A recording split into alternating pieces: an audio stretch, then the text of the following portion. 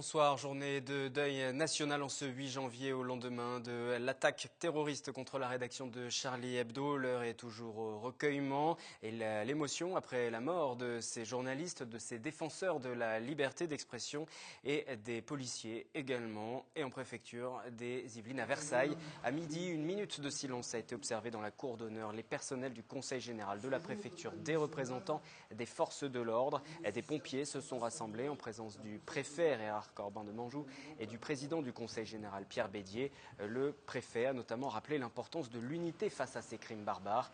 Le préfet qui a choisi d'annuler sa cérémonie de vœux de vendredi. Non loin de là, au Conseil général des Yvelines, des banderoles également. Des banderoles « Je suis Charlie ». Je vous rappelle la réaction du président du département. Il a évoqué dès hier un acte abject dirigé contre des journalistes et la liberté d'expression. Il se dit horrifié par cette barbarie. Une minute de silence a aussi été observée sur tous les campus de l'université de Versailles-Saint-Quentin en Yvelines. Environ une centaine de personnes regroupées au bâtiment Fermat à Versailles pour rendre hommage aux victimes de l'attentat et défendre les valeurs républicaines. Écoutez quelques étudiants. C'est très important pour l'université puisque c'est une défense de la libre expression. L'université est basée sur cette expression libre et c'est quelque chose qui est très très important pour nous à l'université évidemment. Je suis vraiment choquée de ce qui s'est passé parce que c'est un acte vraiment inhumain et sûrement ces gens-là ils n'ont pas le sens d'humanité, ils sont pas des gens quoi. C'est important de se retrouver, c'est important après ou avant le silence d'en parler et d'échanger autour.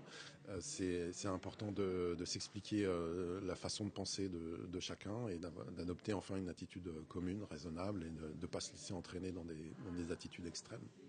Pour reprendre un esprit cher à Charlie Hebdo, c'était fuck la haine, mort au con et vive la liberté d'expression et d'information.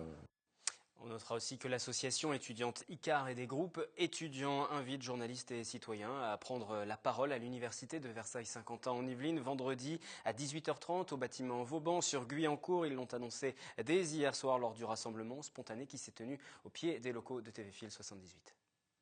On vient rendre hommage à toutes les personnes assassinées aujourd'hui pour avoir utilisé la liberté d'expression et plus largement à tous les journalistes et toutes les personnes qui sont mortes pour s'être exprimées. Rendez-vous à 18h30 à la mezzanine Vauban ce vendredi pour des prises de parole citoyennes et on espère que la presse locale sera là aussi pour témoigner de leur métier et de ce que c'est que le journalisme. Dans la quasi-totalité des communes de France, la minute de silence a été respectée devant les hôtels de ville. C'est le cas notamment au Ménil-Saint-Denis ou encore à Magny-les-Hameaux. Les drapeaux étaient en berne. Le maire a déclaré que la liberté était un combat permanent et un rassemblement républicain aura lieu samedi 10 janvier au parc Nelson Mandela à Magny-les-Hameaux donc. Des communes vont aussi, dès ce soir, proposer des rassemblements à Bois d'Arcy à 19h à la ferme de la Tremblay. La population est attendue avec fleurs et bougies ou encore à Plaisir, un rendez-vous sur le parvis du château en présence des responsables des communautés religieuses catholiques, musulmanes et protestantes. Une dernière réaction, celle de la communauté musulmane des Yvelines, représentée par la grande mosquée de Mantes-la-Jolie et la mosquée de Versailles. Dans un courrier commun, elles disent refuser que de tels actes attentent à la cohésion nationale. Les deux mosquées demandent aux musulmans de participer aux rassemblements, qu'ils soient locaux ou qu'ils soient nationaux. Des propos qui rejoignent d'ailleurs ceux du maire de Trappes, Guy Malandin. Il invite sa population à éviter tout amalgame, toute dérive raciste ou anti-religieuse, comme celles qui ont endeuillé l'Europe au siècle dernier. Aujourd'hui et pour toujours, nous sommes Charlie. C'est en gardant ceci à l'esprit que je vous propose de découvrir les titres de l'actualité locale. À présent. La Verrière doit quitter le dispositif d'éducation prioritaire en raison des nouvelles règles fixées par le gouvernement. La ville se mobilise. Les enseignants du collège intercommunal Philippe de Champaigne étaient en grève. Le vote du budget de l'université de Versailles-Saint-Quentin en Yvelines reporté en raison de la mobilisation des étudiants en décembre dernier. Le conseil d'administration va se prononcer le 13 janvier. Faudra-t-il toujours faire autant d'efforts pour sortir de la crise? Nous en parlerons avec notre invité, le président de l'université. Et puis quatrième volet de notre rétrospective de l'année 2014, l'essentiel à retenir des mois de septembre à octobre. Les enseignants du collège Philippe de Champaigne étaient donc en grève aujourd'hui pour protester contre la sortie de leur établissement des réseaux d'éducation prioritaire, les REP. Ils se sont rassemblés aux alentours de l'établissement pour informer les habitants du Mesnil-Saint-Denis. Mélanie Poquet.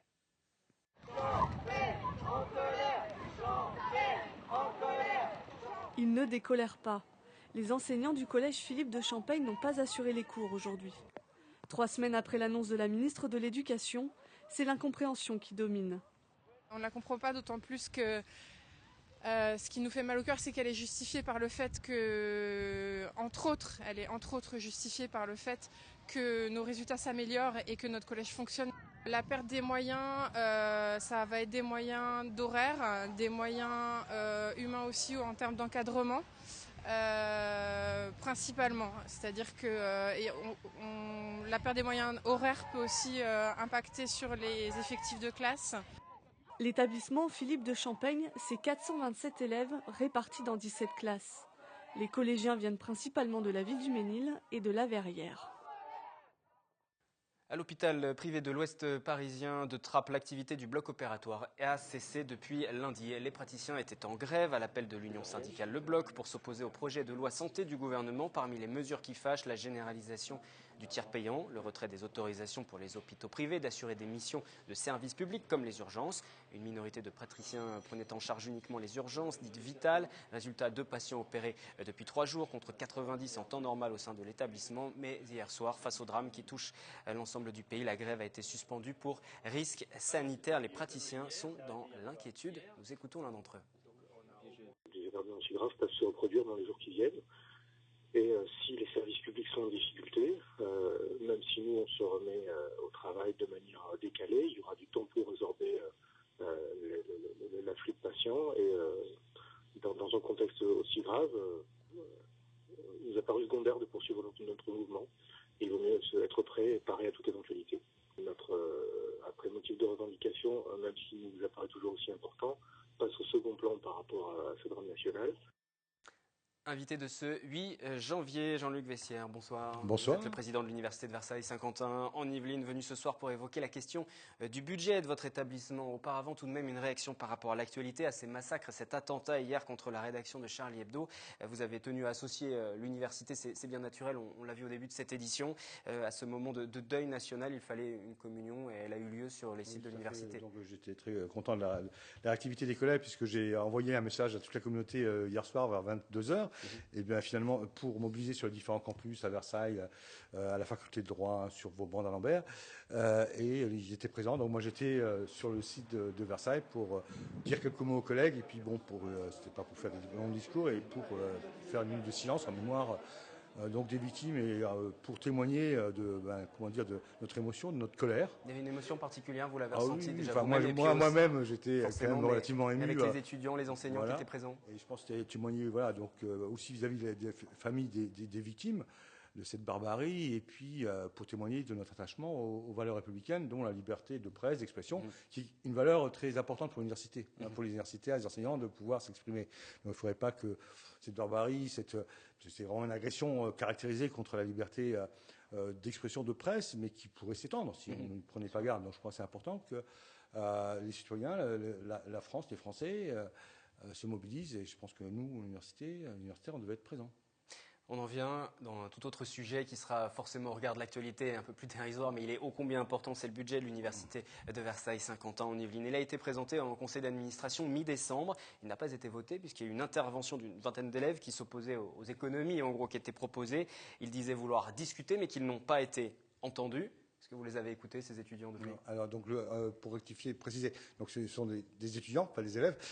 Et ensuite, le budget n'a pas été présenté puisque j'ai interrompu le conseil d'administration immédiatement quand j'ai vu cette agitation, puisque j'étais prêt à entendre les étudiants, mais à condition qu'ils sortent ensuite, mais ils n'avaient pas l'intention de quitter la salle. Donc moi je trouvais que c'est une atteinte, si je puis dire, mais moindre que celle que nous avons vécue au début. C'est une atteinte qui prépare à toute façon garder à la démocratie, à la capacité aux administrateurs de se positionner sur un sujet important, le budget. D'autant qu'il y avait des personnalités extérieures, des représentants du Conseil général, de la communauté d'agglomération de Saint-Quentin-en-Yvelines. Donc Voilà, donc je trouvais un petit peu gênant, on va dire ça comme ça, pour rester correct. Alors, est-ce que depuis, vous avez échangé avec ces étudiants Pas franchement. sur le non, fond non, du budget, sur les inquiétudes qu'ils peuvent avoir sur les économies qui vont être réalisées? Eux, ils disent c'est pas à nous de payer les pots cassés, il va y avoir des coupes budgétaires, il va y avoir moins de place pour certaines formations.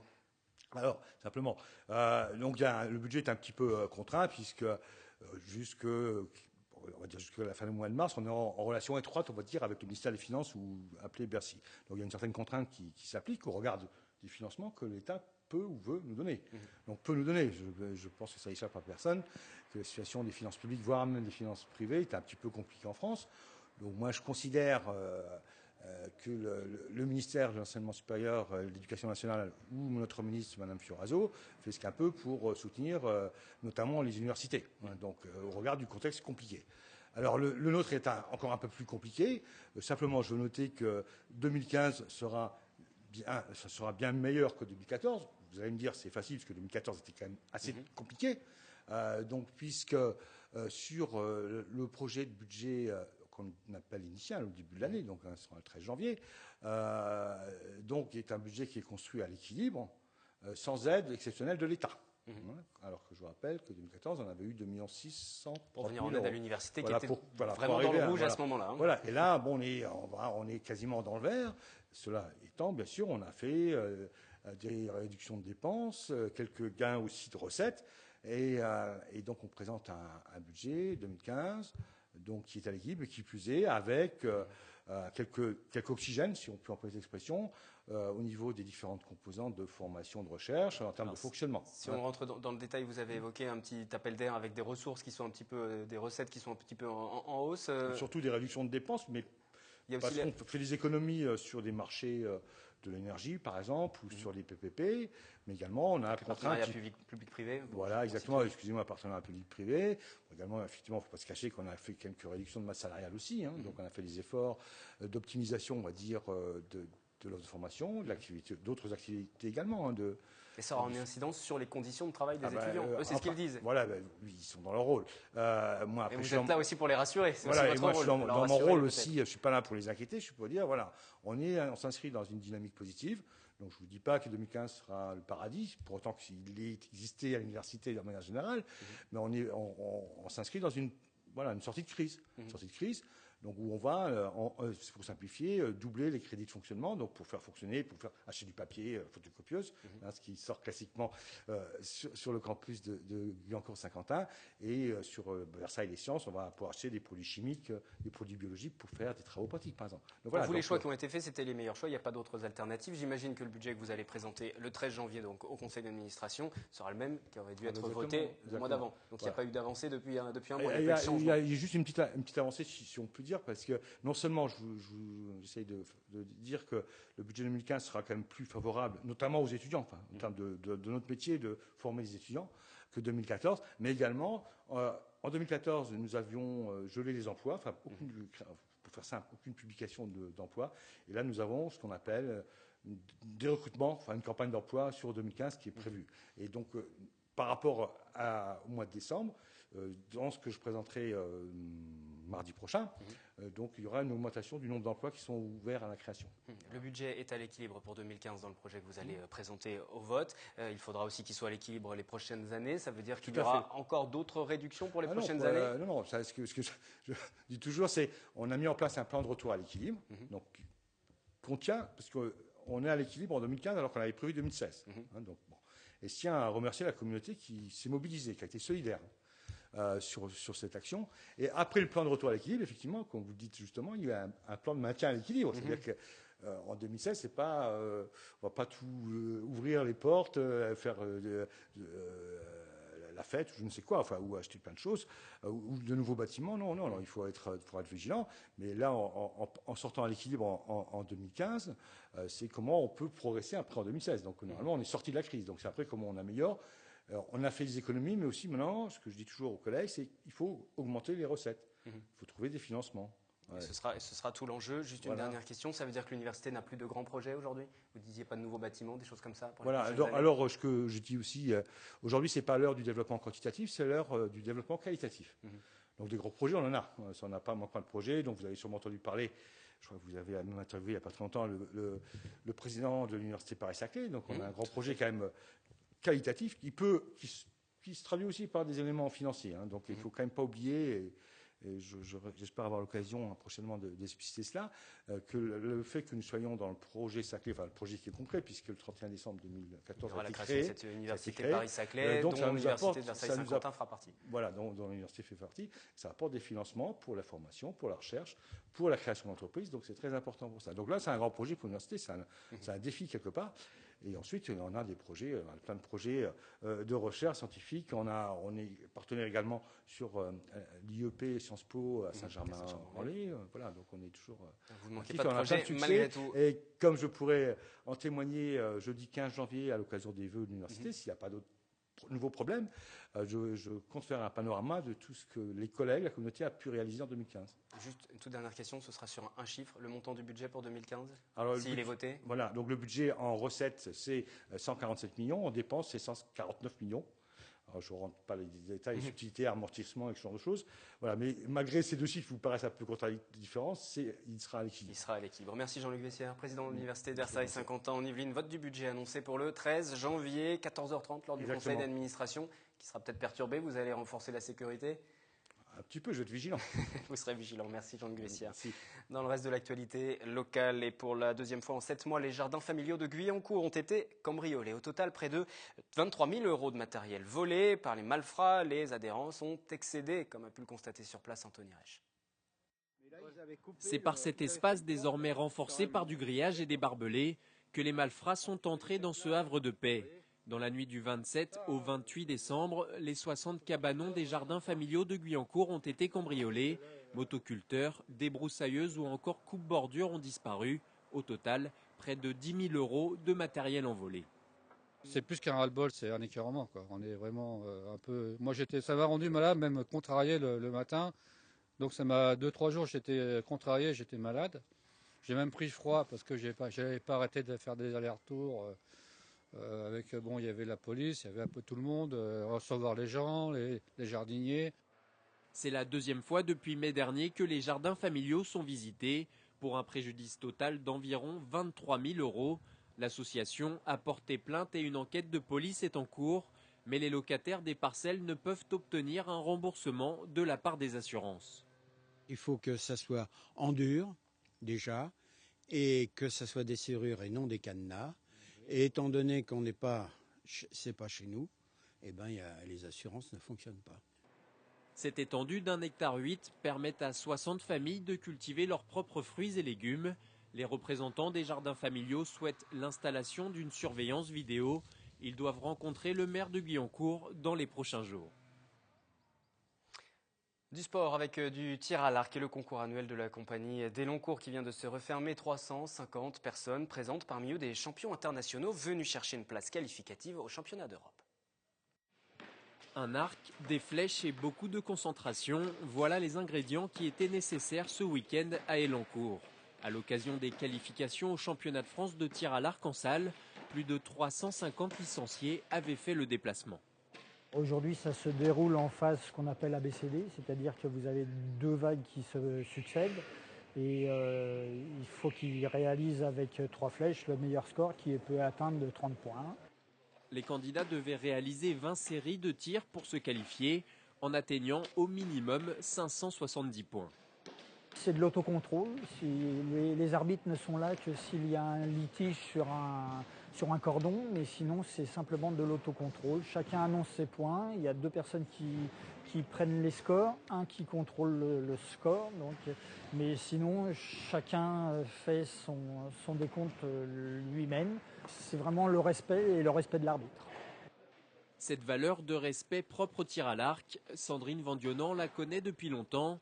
Médaillée de bronze au championnat du monde de tir en campagne l'année dernière, elle compte étoffer son palmarès en se qualifiant.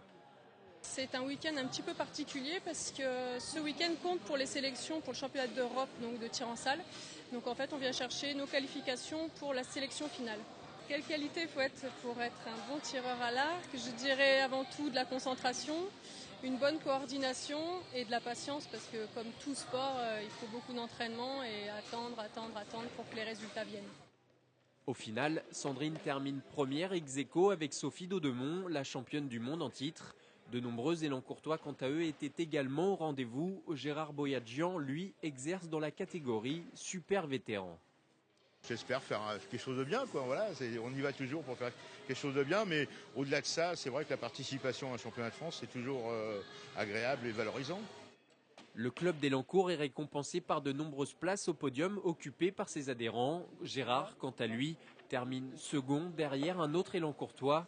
Le prochain rendez-vous, toujours à Élancourt, sera le 14 février pour le championnat régional adulte. Retour à présent sur 2014, quatrième avant-dernier volet de notre rétrospective de l'année écoulée. Que faut-il retenir de l'information locale des mois de septembre à octobre? Réponse Catherine Zulato.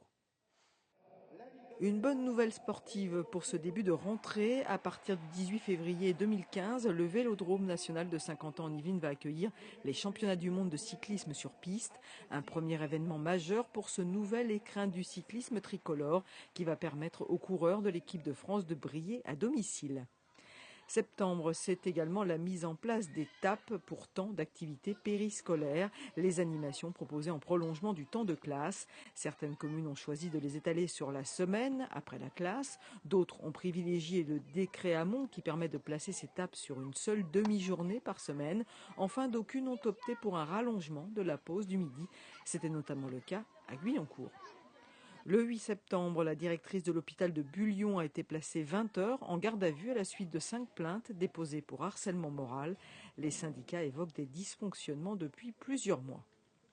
Les élus voient rouge après la présentation le 28 août par le préfet de la région Île-de-France d'un projet de schéma régional pour une grande intercommunalité à 800 000 habitants. Sur notre secteur, le projet engloberait Saint-Quentin en Yvelines, Versailles-Grand Parc, Maurepas, Coignères-Plaisir et une partie de l'Essonne.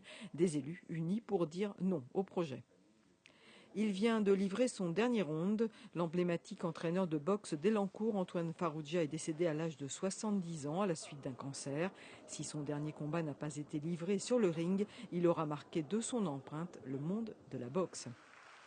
Politique, sans surprise, Gérard Larcher, sénateur UMP des Yvelines, a été élu président du Sénat ce 2 octobre à l'issue de 2 tours de scrutin. Il avait déjà été président entre 2008 et 2011, un retour au plateau pour l'ancien maire de Rambouillet. Les écoles et collèges affichaient porte close ce mercredi 8 octobre, une journée dédiée à la réflexion dans les établissements scolaires. Beaucoup de mairies ont fortement critiqué cette décision. À Plaisir notamment, aucune solution d'accueil n'a pu être mise en place. Le Conseil général a annoncé souhaiter vendre le haras national des Bréviaires dont il est le propriétaire. Une véritable levée de bouclier de la part des élus et des acteurs de la filière équestre. Le département a annoncé qu'il lançait finalement un appel à projet. La Confusionnite, c'est le nom de la pièce de théâtre mise en scène par Colette et Valérie Roumanoff, la mère et la sœur de l'humoriste. Une comédie qui porte un nouveau regard sur la maladie d'Alzheimer et qui livre un véritable message d'espoir. Une représentation a été donnée à Versailles et toutes les recettes ont été reversées à un projet en faveur des personnes âgées dépendantes. Économie enfin, Promopole, pépinière d'entreprise en cessation de paiement. C'est la nouvelle de cette fin du mois d'octobre. Un administrateur a été nommé, une décision prise par la nouvelle majorité de la communauté d'agglomération de Saint-Quentin en Yvelines qui dénonce des résultats déficitaires chroniques ainsi que des erreurs de gestion et des fautes graves commises par la majorité sortante. 2014 terminé, qu'avez-vous prévu de changer pour 2015? Micro-trottoir. Il faudrait que je range mon garage et toute ma maison, mais ça c'est pas sûr que j'y parvienne.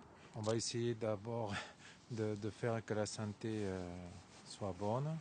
Et puis beaucoup de solidarité avec tous ceux qui sont en souffrance. On va se marier. D'être dans l'harmonie et dans la douceur, le sourire, priorité absolue partout et dans tous les cas. Le journal va se refermer avec ces images à Versailles. En ce jour de deuil national à midi, une minute de silence a été observée dans la cour d'honneur de la préfecture des Yvelines en hommage aux victimes de l'attentat perpétré à Charlie Hebdo. Les personnels du conseil général, de la préfecture, des représentants des forces de l'ordre, des pompiers rassemblés en présence du préfet et du président du conseil général. Le préfet qui a rappelé notamment l'importance de l'unité face à ces crimes barbares. Demain, le journal vous sera présenté par Catherine Zulato, tout de suite sur TV Fil Fileco, présenté par Florane Parfait. Et puis vous rencontrerez sans doute quelques difficultés à vous connecter à notre site internet dont l'hébergeur a été tout simplement piraté ce soir. Retour à la normale le plus vite possible pour pouvoir retrouver l'ensemble de nos programmes. Bonne soirée.